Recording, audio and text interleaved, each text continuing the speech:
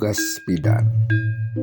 Kecerita Sang Prabu Windusara seneng pisan ngiyunin bepasih, utamane pinang cekalan. Karena bepasih mewarna putih itu rasane nyangluh.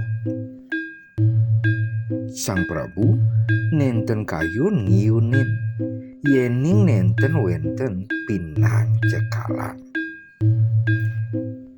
Para benegone sampun uning ring kesenengan itu Sang Prabu. Entu makrana para bendegone luas joh ke tengah samudra abang man ngejuk bi cekalan.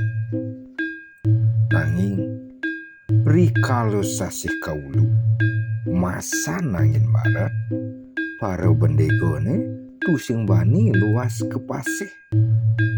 Ipun nyemak gaya nilena, aduh memburuh kumah, aduh masih memburuh manying. Obulan lebih para bendegone tusing bani luas ke pasih. Entu makrana ide Sang Prabu Windusara tusing rasa yang jaan rikala ngiyunin. Kanto suwe ide Sang Prabu nenten kayun nyicipin rayunan. Paman Patih laksana yang sayem wara, nyen je nyidang aturang bepindang cekalan kelbang upah. Asa punika titah Sang Prabu maring Patih idene. Paman Patih lantas nyobiahang tekening keramo bendegone. Mailehan Patih ngabogastro sayem warone. Kanti pitung dino tusing ado bendegone ngaturang bepinang cekalan. Sang Prabu ngancan nenten kayun ngerayunin. Itu ngancan kiris turuten mebayu. Lantas di dino kaping kutus ado bendego kepuri nganong be cekalan gede. Bendego nentu ningehorte ide Sang Prabu ngancan kiris krano nenten kayun ngerayunin. Iodot ngaturang be cekalan ring ide Sang Prabu. Rikalo ngenjak natar puri ipun kejatang tekening balawaduone. Cai kalkijo gitu balawaduane nengkik metakot. Titiang pacang aturang ulam cekalan ring itu Gusti Prabu. Cai subunawang yening Gusti Prabu lakar mepijo tekening bendego ane nyidang aturang be cekalan. Titiang uning nanging titiang nenten nyaratang upah. Titiang sangkaning rasa tulus bakti ngaturang ulang. Pinake baktin kaula maring Gusti Prabu. Pedalem itu sampun suwe nenten kayun ngerayunin. Kantos kiris itu santukan ten boleh bepina. Apang cai nawa Gusti Prabu subonyago yang pico sarwo dumilah. Cai patut nerimo pican ido Sang Prabu. Nanging yen icang tusing suka, cai sing ngidang tangkil ring ido Sang Prabu.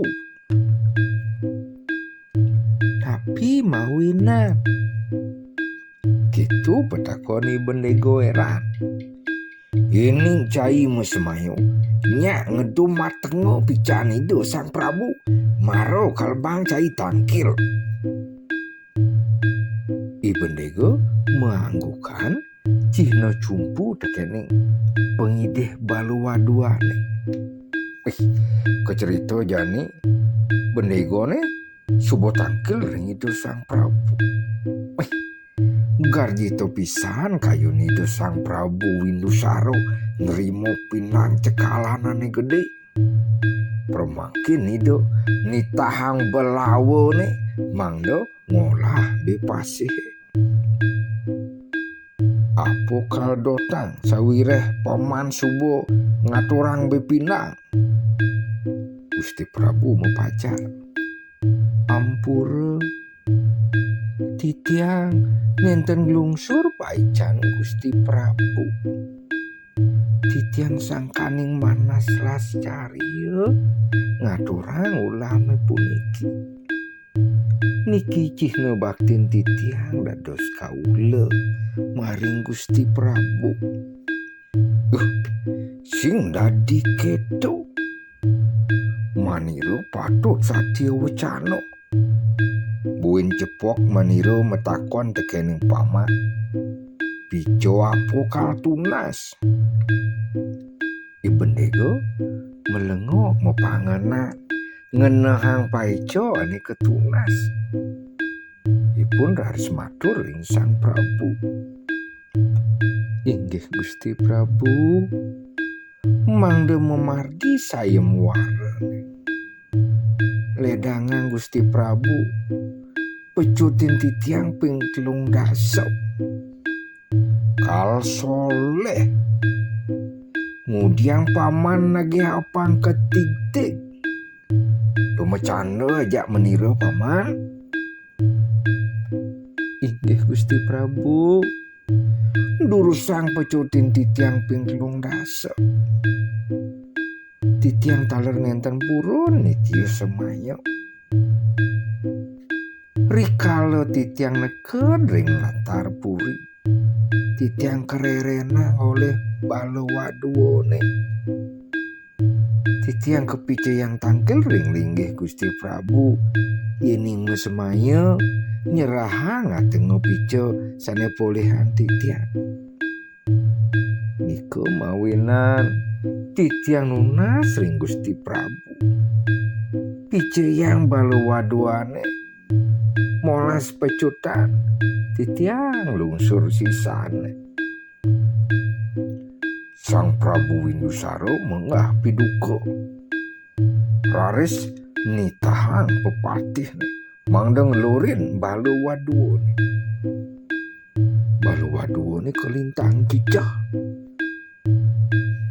Tur ngangkenin kepilihanipun. Nanging idu Sang Prabu mapari laksana wadil. Paman Patih ngiringan titah idu Sang Prabu. Balawaduane ketitik ping 15 haji penyalin. Tur kererena megai. Sisan pecut malih 15 nenten ketiba kang rengi bendego kegentosin nantuk emas lan arto berano. Sampunang lali like, subscribe lan komentar. Sukses.